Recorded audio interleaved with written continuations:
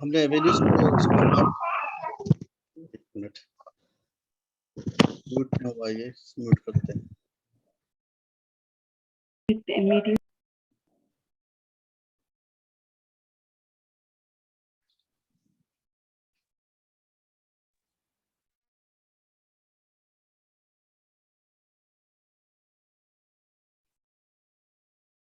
Okay,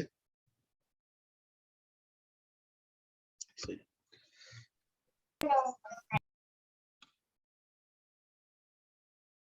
ये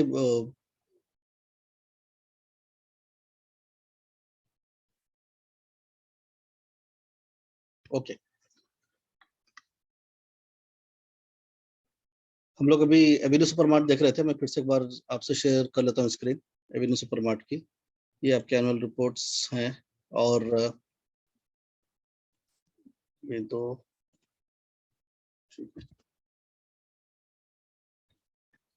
ये डीमार्ट से हम लोग वाकिफ हैं। एक डिपार्टमेंटल स्टोर है, बहुत सारे इसके ब्रांचेस हैं इंडिया में। फास्ट मूविंग कंज्यूमर गुड्स में ये आता है।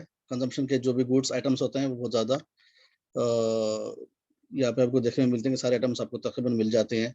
अपरेल्स भी है इनके पास और पल्सेस, कपड़े, हाउस होल्ड आइटम्स, तकरीबन चीज़ें डीमार्ट के पास मिल जाती हैं। और आप लोगों में से कई लोगों ने खुद विजिट किया होगा, देखा होगा डीमार्ट को।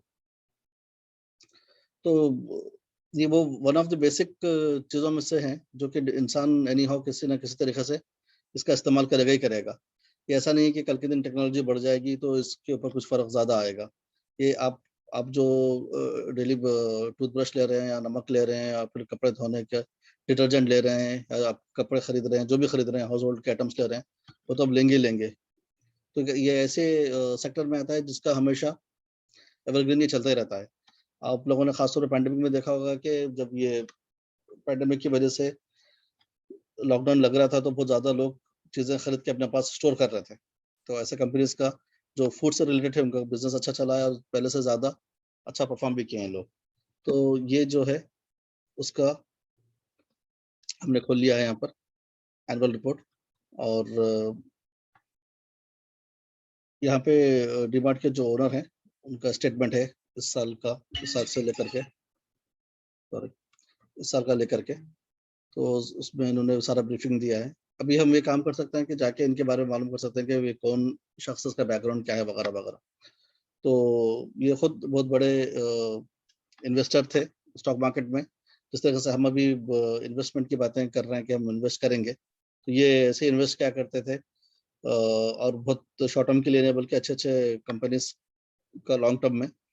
इनका नाम है राधा कृष्णन दमानी, शॉर्टकट आर के दमानी कहते हैं।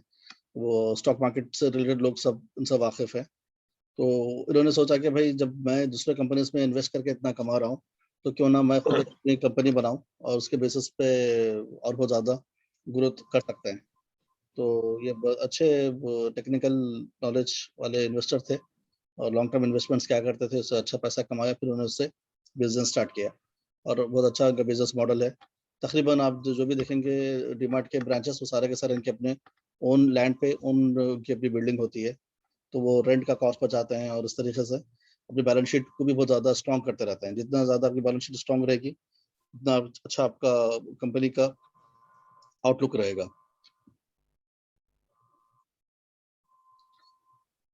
वैसे आप किसी भी एनुअल रिपोर्ट निकाल के देखेंगे तो हर कोई अपनी कंपनी के बारे में अच्छा ही लिखेगा, लेकिन आपको थोड़ा सा उस पे सोचना पड़ेगा कि भाई कौन सा शेयर है जो सच में अच्छा है और कौन सा है जो बस कोई ना कोई जब भी बनाएगा अपनी कंपनी के बारे में तो अच्छा ही लिखेगा डेफिनेटली। तो आप खुद जब डीमार्ट जाते होंगे तो आप देखिए, आप वहाँ पे गौर कीजिए कि भाई क्या इनके पास प्रोडक्ट्स हैं, तो उसका कैसे उसका सेल हो रहा है और क्या कितना वॉक इन कस्टमर्स उनके पास आते रहते हैं, कैसी वहाँ पे डिमांड है चीज़ों की, और ऐसे कौन से चीज़ें हैं जो आज आप खरीद रहे हैं फिर नेक्स्ट मंथ आके भी आप डेफिनेटली खरीदेंगे। तो ये आप ऑन द फील्ड खुद उसको महसूस कर सकते हैं कि ये वो कंपनीज हैं जो पैंडेमिक वगैरह के बावजूद भी इनका परफॉर्मेंस नहीं गिरेगा। तो आप इसके ऊपर ज़्यादा ये मान के चल सकते हैं कि ऐसे कंपनीज में रिस्क बहुत कम है और इसकी बहुत ज़्यादा चांसेस हैं। तो आप क्या करेंगे, आप ऐसे कंपनीज में जब भी इसकी प्राइस कम से कम आपको दिख रही है तब वैसे उस टाइम पे आप इन्वेस्ट कर देंगे। जैसे कि आज से तकरीबन 1 साल पहले इसका प्राइस हार्डली तो 1800 या मैक्सिमम 2000 था, लेकिन आज इसकी वैल्यू 3300 के ऊपर है। तो अभी आपको लगा कि शायद हाई पे चला गया है, तो फिर आप थोड़ा रुक जाइए। अब ज जैसे जैसे इसकी प्राइस कम होगी उसको फ़ॉलो करते रहिए, लोगों को रिकॉर्ड करके रखिए अपनी डायरी में रखिए। आप जब अपना डीमैट अकाउंट खोलेंगे तो आपके वॉच लिस्ट में इस कंपनी को ऐड कीजिए और फिर उसको फ़ॉलो करते रहिए। जब आपको लगे कि सही प्राइस है, जब आप इसमें एंटर कीजिए। फिर किसी तरह से प्राइस इसकी गिर रही है, तो फिर आपके लिए अपॉर्च्युनिटी है उसमें। इधर रख दे, आराम से रख दे। ये भी सारे म्यूट नहीं हुए लगता है। ठीक है।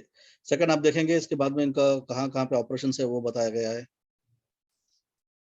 फिर आगे चल कर के अपना फ्यूचर क्या ग्रोथ प्लान है इनका, कहाँ-कहाँ पे खोलने वाले हैं वगैरह उसकी भी डिटेल्स देंगे। फिर उन्होंने बताया कि ग्रोसरी में उनका बिज़नेस कैसा परफॉर्म कर रहा है, होम केयर प्रोडक्ट्स में कैसा कर रहा है, बेबी केयर में बेबी के प्रोडक्ट्स, गेम्स, प्लास्टिक वगैरह में कैसा परफॉर्म कर रहा है। तो इस तरीके से आपको एक रफली आइडिया मिल जाएगा कि भाई ठीक है, कंपनी तो एक है, इसके अंदर कौन-कौन से सेक्टर्स हैं, मतलब कौन से इनके पास स्ट्रीम्स हैं जिसमें काम करती है। फूड अलग हो गया, नॉन फूड अलग हो गया, फिर बच्चों के कपड़े, खेलने की चीज़ें वो अलग हो गई। तो उस तरह से आपको जिस भी कंपनी का निकाल के देखेंगे तो आपको आइडिया मिलेगा in terms of numbers, in terms of product, services के वो किसमें है, क्या करते हैं। और फिर अपनी एनालिसिस आपको करनी होगी कि भाई इसमें से कौन-सा शेयर इनका कितना है, कितना फूड में से कमाते हैं, कितना नॉन फूड सेक्टर से कमाते हैं। ये चीज़ें आपको कि जब ग्राफ्स और चार्ट्स वो देंगे तो इसमें सब चीज़ें समझ में आएँगी। फिर ये चेयरमैन का मैसेज है कि कोविड में लोगों ने क्या कैसे चीज़ों को हैंडल किया वगैरह-वगैरह। तो ये जो बड़े मैनेजमेंट है, ये आपको मैनेजमेंट के तमाम के नाम यहाँ पे मिल जाएँगे। आप विकिपीडिया में जाइए, नाम सर्च कीजिए, उनकी हिस्ट्री निकालिए, उनका एजुकेशनल बैकग्राउंड वगैरह-वगैरह सब आपको विकिपीडिया में और दूसरे साइट से भी, गूगल से भी आपको मिल जाएगा। फिर हर कंपनी के लिए कॉर्पोरेट सोशल रिस्पॉन्सिबिलिटी करना कंपल्सरी है। तो वो अपने प्रॉफिट का एक पर्टिकुलर परसेंटेज किसी न किसी काम में लगाते हैं। कोई ओल्ड एज होम में, कोई एजुकेशन में, कोई किसी पर्टिकुलर कॉज़ को लेकर के उसके पीछे इन्वेस्ट करते हैं, सोसाइटी में एक अपना कंट्रीब्यूशन देने के लिए, तो उसकी भी डिटेल्स आपको यहाँ मिल जाते हैं।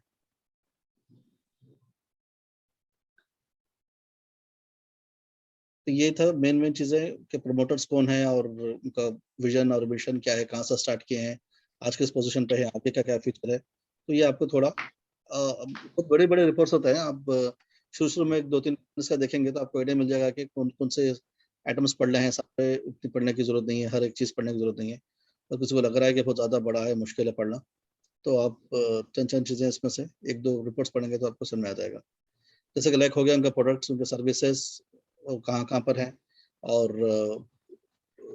इसके मैनेजमेंट कौन है, उनका विकिपीडिया में जाके चेक कर लिया। तो ये एक चीज़ है, बेसिक चीज़ें। जी। क्या कर रहा था? बस नमाज़ पढ़ के भाई किसी निकला की तो आवाज़ आ रही है अभी भी। लेट हुआ तो हम सोचे घर पे बात।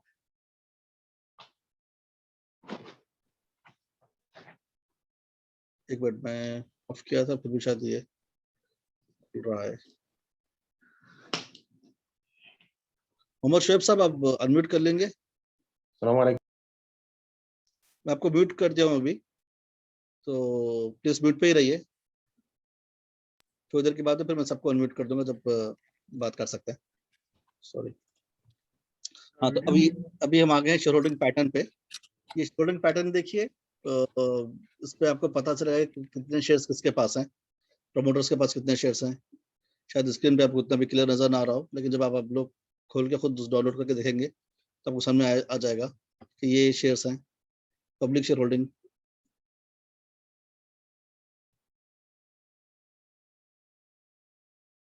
जो बड़े-बड़े शेयर होल्डर्स होते हैं पब्लिक में से, उनके भी नाम देने होते हैं, तो वो लोग यहाँ पे नाम जो वगैरह देते हैं कि किसके पास कितने बड़े-बड़े शेयर्स हैं। फिर इनके मैनेजमेंट वगैरह के नाम पे फिर मैनेजमेंट को जो कंपनसेशन है, मतलब उनकी जो सैलरीज़ और बोर्ड ऑफ डायरेक्टर्स को जो पेमेंट होता है, डिटेल्स वो यहाँ पे होती हैं। थोड़ा बहुत आपको उसका रफली आइडिया मिल जाएगा। उसके बाद हम ऑडिटर की रिपोर्ट शुरू होती है, जिसमें ऑडिटर ये बताता है कि भाई हमने इसकी कंपनी के ऑडिट किए हैं अकाउंट्स, और इसमें कुछ मसला होगा तो वो मेंशन कर देंगे रिपोर्ट में, अगर मसला नहीं हो तो कहेंगे कि भाई चीज़ें हमने देखी हैं और चीज़ें सारी सही हैं। ठीक है। इसके बाद में इनके एनुअल रिपोर्ट्स के बेसिक बेसिक चीज़ों के बाद में शुरू होते हैं इनके फाइनेंशियल रिजल्ट्स, यानी कि इनके बैलेंस शीट और इनका ये देखिए ये है इंडिपेंडेंट ऑडिटर्स रिपोर्ट। तो अब ये यहाँ पे आपको पता चल जाएगा कि भाई अगर कुछ चीज़ ज़्यादा नेगेटिव है तो ये लोग इसी रिपोर्ट में मेंशन कर देंगे। यहाँ पे कोई ऐसी आपको चीज़ नज़र नहीं आ रही है, मतलब इस पे कोई मसला नहीं है। फिर अब आगे बढ़े, ऑडिटर की रिपोर्ट खत्म होने के बाद में फिर शुरू होता है बैलेंस शीट और प्रॉफिट लॉस अकाउंट। ये है कि बैलेंस शीट।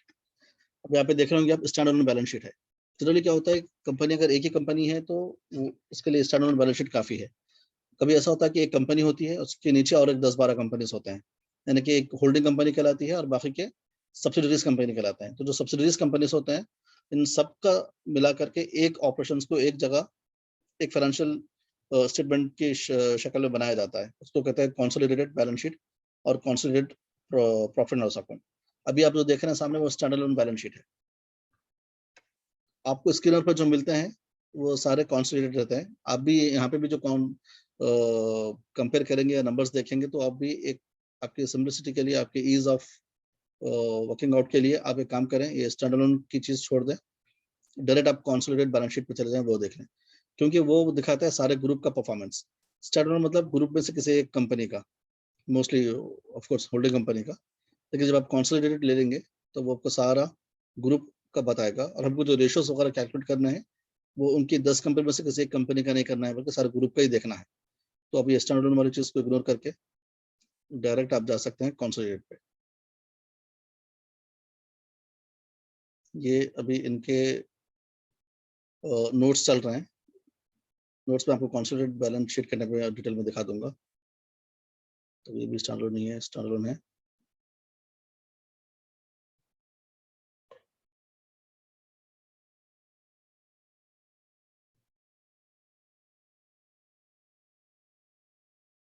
अभी इनके पास शुरू हो गया कंसोलिडेटेड का। ये कंसोलिडेटेड की ऑडिटर की रिपोर्ट है। ऑडिट रिपोर्ट के बाद ये देखो नंबर, ये आपका पेज नंबर 160 से आउट ऑफ 24 160 पे मिल रहा है। ये कंसोलिडेटेड बैलेंस शीट है। जैसे मैं आपको कह रहा हूँ कि ये मेरे पास 31 मार्च 2021 की अपलोड नहीं है, तो हम 2020 की देख रहे हैं अभी। अगर आप स्कैनर पर जाके देखेंगे तो आपको जहाँ पे बैलेंस शीट नजर आएगी, तो उसमें ये वाला जो कॉलम है, फर्स्ट वाला कॉलम एज एट 31 मार्च 2020, ये नंबर्स दिखेंगे आपको। पहले प्रॉपर्टी है, फिर कैपिटल वर्क इन प्रोग्रेस है, फिर जो आइटम्स लीज पे रखे हुए हैं वो है, गुडविल, इन्वेस्टमेंट प्रॉपर्टी वगैरह वगैरह। तो उसमें से हमारे जो चीज़ जो अक्सर लोगों को थोड़ा सा कन्फ्यूजन होता था वो अदर इनकम के बारे में था। मैं यहाँ पे आपको दिखा दूँ, statement of consolidated profit and loss account है। यहाँ पे रेवेन्यू फ्रॉम ऑपरेशंस है 24,870 करोड़ के, और अदर इनकम है 59.9, मतलब 60 करोड़ की है। तो अब यहाँ पे देखें, इसके साथ में ये जो आपको नंबर यहाँ पे दिख रहा है, उसके साथ ही उन्होंने यहाँ पे नोट्स का एक अलग से कॉलम दिया है। अदर इनकम आपको नोट नंबर 28 पे मिल जाएगा। जब आप 28 पे जाके देखेंगे तो आपको ये 60 का ब्रेकअप दिखाई देगा। और हमारा क्या है रेशो, हम लेंगे अदर इनकम में से वो जो कि प्रोहिबिटेड इनकम है, उसको डिवाइड करेंगे टोटल इनकम से। ठीक है, तो टोटल इनकम देखो यहाँ पे आपको साफ साफ बता रहा है 24,930 है। आप एक काम करें, आप डायरेक्ट शेड्यूल 28 पे चले जाएं और उसका ब्रेकअप देखें, आपको अदर इनकम क्या है वो पता चल जाएगा। मैं सबको इग्नोर करता हूँ, डायरेक्ट नोट नंबर 28 पे जाता हूँ। ये सारे नोट्स जो भी ऊपर बैलेंस शीट में और प्रॉफिट और लॉस अकाउंट में देते हैं, हर एक का ब्रेकअप प्रॉपर, उसका अकाउंटिंग पॉलिसी और उसका जो ब्रेकअप है ना, उसका जो मूवमेंट है चीज़ों का वगैरह, वो सारा यहाँ पे होता है। तो हमको जाना है 28 पे। ये रहा आपका नोट नंबर 28। देखिए यहाँ पे टोटल आपको वही बता रहा है 51.99। तो ये 60 का ब्रेकअप इसने दे दिया है। अच्छा भाई क्या क्या इसमें है देखते हैं पहले। Interest on deposit and advances, यानी कि इंटरेस्ट जो डिपॉजिट से आ रहा है, जो एडवांसेस से आ रहा है, वो 32 मिलियन है, यानी कि 60 मिलियन भी नहीं है प्रोहिबिटेड इनकम।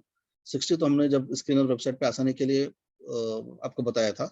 जब हम एनुअल रिपोर्ट में जाके डिटेल ब्रेकअप देखे तो हमको पता चला कि सिर्फ 32 ही है। तो आप 32 लेंगे, इसको डिवाइड करेंगे, जो टोटल इनकम हमने ऊपर देख के आए थे जो तकरीबन कुछ 24,000 प्लस था, तो बहुत ही मिनिमल आपको इसका परसेंटेज आएगा, जो 1% से भी कम रहेगा ऑलमोस्ट। तो उसका मतलब ये है कि हार्डली 1% भी इनका इंटरेस्ट इनकम नहीं आता है टोटल इनकम में से।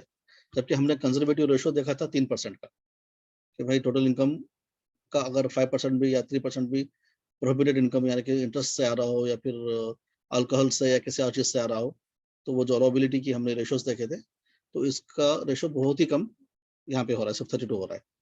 फिर देखिए दूसरे अदर इनकम में क्या-क्या आ जाएँगे, रेंट है, रेंट आ गया, उन्होंने 2 करोड़ का रेंट कमा लिया।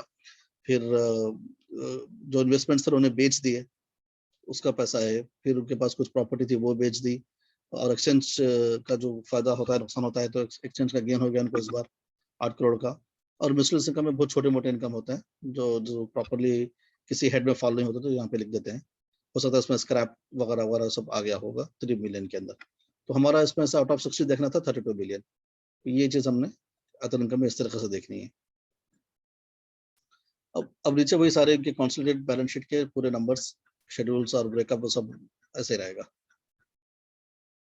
ये है बेसिक चीज़ें देखने के लिए उनकी एनुअल रिपोर्ट। और अगर हम अभी चलें इस पे, हाँ, इस पे। ये देखिए, ये हमारे पास है एवेन्यू सुप्रीम का स्किनर वेबसाइट पे। उसका छोटा-मोटा यहाँ पे ब्रीफ उसने दिया था कि क्या इनका बिज़नेस है और उनका परफॉर्मेंस कैसा रहा है पिछले 2000 जुलाई में क्या था, 6 महीने में क्या था, तो 6 महीने का ये परफॉर्मेंस है। जो 2700 पे थी वो 3300 पे है 6 महीने में। ऐसा नहीं कि इधर यहाँ से यहाँ गई, आप देखते होंगे कि बहुत सारे इसमें up and downs, up and downs, up and downs, up and downs है। लेकिन अगर आप ओवरऑल देखोगे तो यहाँ से लेकर के यहाँ से मतलब ऊपर ही जा रहा है शेयर। अगर 1 साल का मैं आपको दिखाऊँ तो ज़्यादा आपको क्लियर नज़र आएगा, 3 साल का ज़्यादा क्लियर नज़र आएगा। आप देखेंगे बहुत सारे डाउन्स हैं, आ रहे हैं, लेकिन फाइनली क्या है, ये यहाँ से स्टार्ट हुआ था तो फिर ऊपर, ऊपर, ऊपर ऐसे ही जा रहा है। यानी कि जहाँ पे भी इस पर डिप आता है, प्राइस कम जाती है, लोग उसमें इन्वेस्ट करते हैं, फिर बढ़ता है। फिर इस तरीके से, क्योंकि बहुत ही फंडामेंटली स्ट्रॉन्ग कंपनी है और कोई इसमें कोई ना मैनेजमेंट का मसला है, ना बिज़नेस का मसला है, ना कोई हाइली रेगुलेटेड कंपनी भी नहीं है। कोई ऐसे गवर्नमेंट के रेगुलेशंस भी आने वाले नहीं है जो किसी इसके प्रोडक्ट या सर्विस को डिस्टर्ब कर सकते हैं। कोई ऐसा मसला नहीं है, तो आप देखेंगे कि अक्सर ऐसे कंपनीज़ ऐसे ही परफ़ॉर्म करती हैं। इसलिए कहते हैं कि फंडामेंटली स्ट्रॉन्ग है, इसमें इन्वेस्ट कर दो लॉन्ग टर्म के लिए तो ज़्यादा फ़ायदा रहेगा। और 5 साल में देख लीजिए आप, और आपको ज़्यादा जो ये ग्राफ की लाइन रहेगी और फिर आप ज़्यादा विज़िबल है कि क कितने बेसिक से कितना हाई तक ये जा रहा है। ठीक है? तो ये शायद बेसिक पॉइंट थे कंपनीज़ को देखने के लिए। और फिर इसके कुछ रेशियोज़ हैं, फिर किसी और सेशन में या गुरु वीडियो में मैं आपको इसके रेशियोज़ की डिटेल्स बताऊँगा। ये भी बहुत आसान रेशियोज़ हैं, ज़्यादा इसमें इतनी नए-नए आपके नाम है, जैसे कि ये आरओसी है, रिटर्न ऑन कैपिटल एम्प्लॉयड है, ये आपका पीई रेशियो है, कहाँ चला गया स्टॉक पीई, फेस वैल्यू है, बुक वैल्यू। तो ये देखने में आपको एक नई टर्मिनोलॉजी है, लेकिन मैं इसको अपने आसान लैंग्वेज में आपको एक्सप्लेन करके बताऊँगा कि इसका मतलब क्या है। और हम जब कंपनी के शेयर प्राइस, अभी तक हम डिस्कस कर रहे थे क्वालिटी, फंडामेंटल्स वगैरह-वगैरह। अभी हमने शेयर प्राइस पे ज़्यादा बात नहीं की है कि कैसे पता चलेगा कि कौन से कंपनी का शेयर बहुत ज़्यादा ओवर वैल्यूड है कि अंडर वैल्यूड है कि बराबर चल रहा है। तो वो आपको आने वाले सेशंस में हम उस पे डिस्कस करेंगे। और ये समझने की कोशिश करेंगे कि भाई ओवर वैल्यूड है कि बराबर है, कि कितना इसके लिए पीई रेशियो, कितना इसका अभी 195 पी रेशियो है जो कि बहुत ज़्यादा है, कितना पी रेशियो तक इसमें इन्वेस्ट किया जा सकता है, एटसेट्रा एटसेट्रा। तो ये सब चीज़ें इंशाल्लाह आगे चल करके आ जाएंगी। तो ये चंद चीज़ें थी जो आज मैं आपसे डिस्कस करना चाह रहा था, खास तौर पे अदर इनकम का, और एक बार एनुअल रिपोर्ट दिखाना चाह रहा था। तो और मैं आप लोगों से सुनना चाह रहा हूँ कि आप लोगों ने क्या अकाउंट खोले हैं, अगर खोले हैं तो आसानी से खुल गए हैं, या कोई किसी को मसला आ रहा है, या फिर अब इस्लामिक रेशियोज़ वगैरह कैलकुलेट किए हैं, या आपने कुछ कंपनीज़ आइडेंटिफ़ाई किए हैं, और फ्यूचर में आगे चल कर के आपका क्या इरादा है? इन्वेस्टमेंट के पॉइंट ऑफ व्यू से सोच रहे हैं कि ट्रेडिंग का सोच रहे हैं? आपके ज़हन में क्या है? ये कुछ चीज़ें आपसे मैं सुनना चाह रहा था। मैं अभी, आप लोग जो भी शेयर करना चाहते हैं प्लीज़ अनम्यूट कर लीजिए और अस्सलाम वालेकुम। डिस्कस कर सकते हैं। वालेकुम अस्सलाम। मेरे 2 सवाल थे। अभी ये डीमार्ट की जो अदर इनकम वगैरह जो बताए थे, जी। लेट्स से अगर उसमें अंदर अल्कोहलिक या बाज़ जगह जो मुकामात पे हराम गोश्त वगैरह भी मिलते हैं, जो फूड आइटम्स आजकल फ्रोज़न वगैरह भी हो रहे हैं। ऐसे मार्केट में अगर वो लोग डिक्लेरेशन अदर इनकम में नहीं करते, तो उसको किस तरह से हम लोग पहचान सकते हैं? देखिए, हमारे पास इंडिया में तो जनरली उतना मसला नहीं है। वेस्टर्न कंट्रीज़ में बहुत ज़्यादा देखने में आएगा ये। खासकर मतलब अल्कोहल आइटम्स अल्कोहल भी आपको वगैरह। पता है कि उसके लिए अलग से लाइसेंस लगता है, वो ऐसा डिपार्टमेंटल स्टोर में नहीं बेच सकते। तो जी। इंशाल्लाह इंडिया में इतना ज़्यादा इसका मसला नहीं रहेगा, जो वेस्टर्न कंट्रीज में ज़्यादा मसला होता है। तो तब आपको और देखना पड़ेगा कि भाई वो उसमें फूड, नॉन फूड जिस तरीके से कैटेगराइज़ किया है ना, तो और थोड़ा डिटेल में जाके उसको देखना पड़ेगा वैसे केसेस में। लेकिन यहाँ पे आप इंडिया में मान के चलें कि ये आपको बहुत ही rarest of the rare situation कहीं नज़र आ सकती है, ऐसा जनरली होगा नहीं यहाँ पे।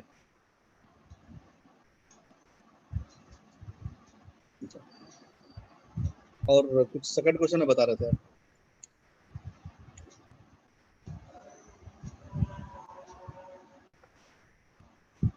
हाँ सॉरी, बच्चा रो रहा था। और दूसरा सवाल ये था, किस हद तक हम लोग ये रिपोर्ट पे मतलब यकीन कर सकते हैं, यानी मतलब बाज बड़े बड़े कंपनीज में यानी ऑडिटर्स वगैरह भी महज मार्केट के लिए उन लोग शायद मैनिपुलेट कर सकते हैं क्या ये रिपोर्ट में, बैलेंस शीट या अदर इनकम्स में? जी, अच्छा सवाल है। देखिए ऐसा नहीं है कि ऑडिटर्स गलती नहीं करते या कभी वो इन्वॉल्व नहीं हो जाते मैनेजमेंट के साथ, ये कभी-कभी होने होता है ऐसा।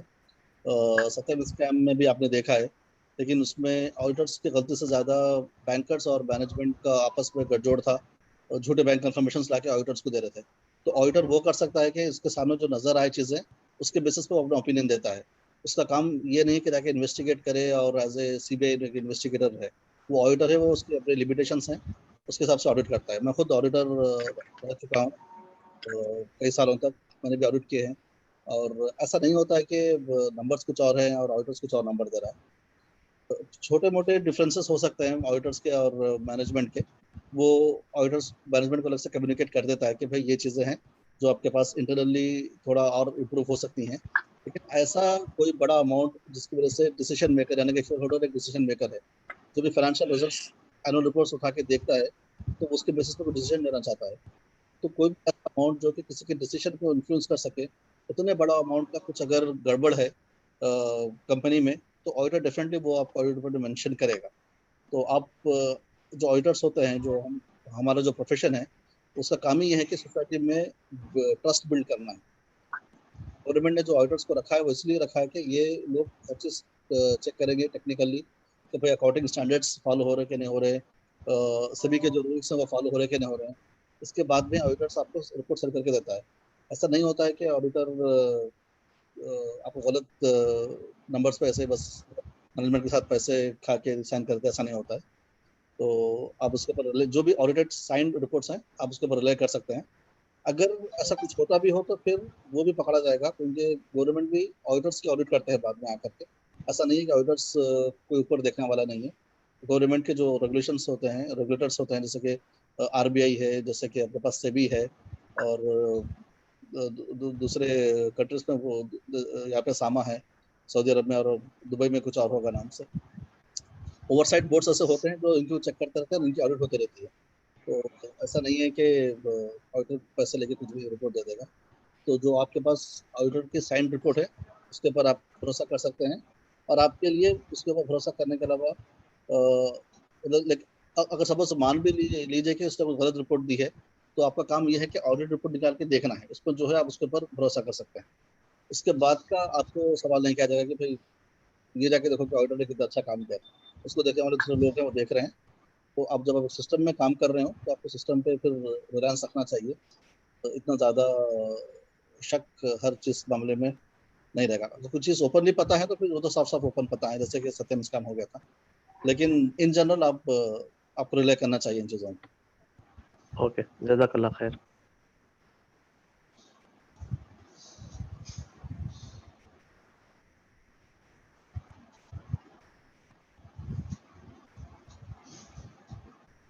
मैंने कोई अकाउंट ओपन किया है या फिर अकाउंट ओपनिंग की तरफ से कुछ और मसला, जैसे कि पहले एक पॉइंट आया था सेशन की शुरुआत में, ऐसे कुछ और किसी के साथ कोई इंसिडेंट हुआ तो बताइए।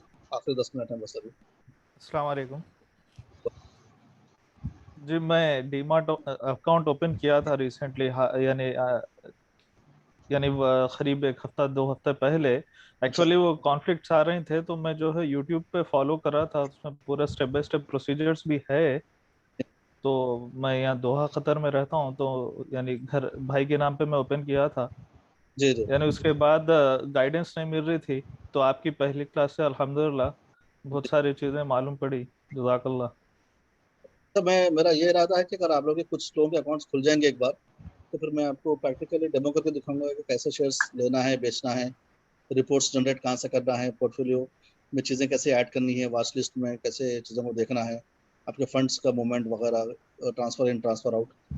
इसलिए मैं बार बार पूछ रहा हूँ कि किसी के पास अगर अकाउंट खुले हो तो फिर एक दिन उसका सेशन रख के बता सकते हैं, क्योंकि जी थोड़ा नए लोगों के लिए ज़रा मुश्किल होती है।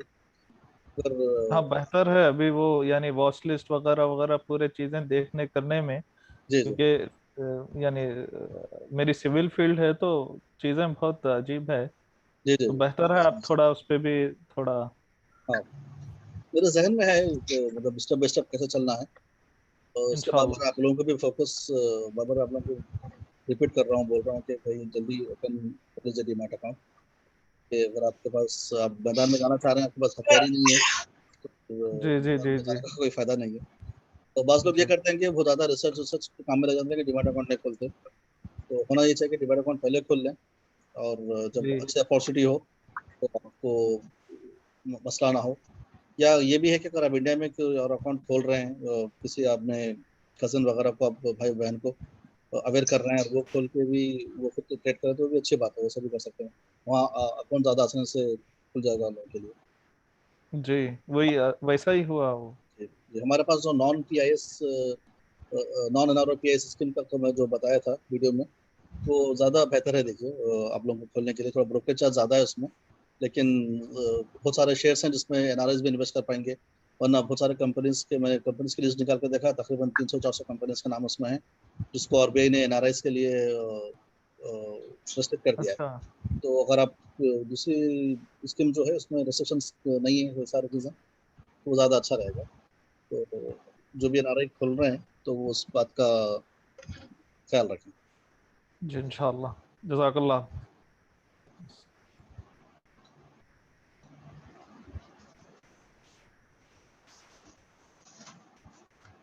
कोई सवाल?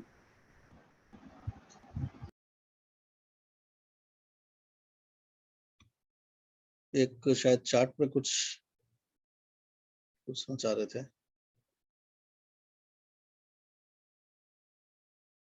नहीं, ठीक है।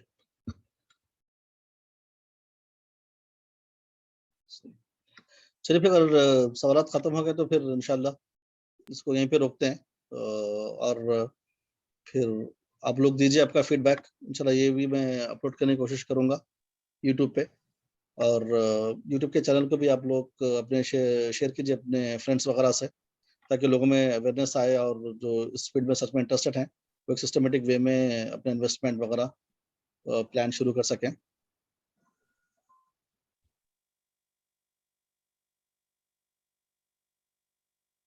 इंशाल्लाह। जज़ाकल्लाह। जज़ाकल्लाह खैर।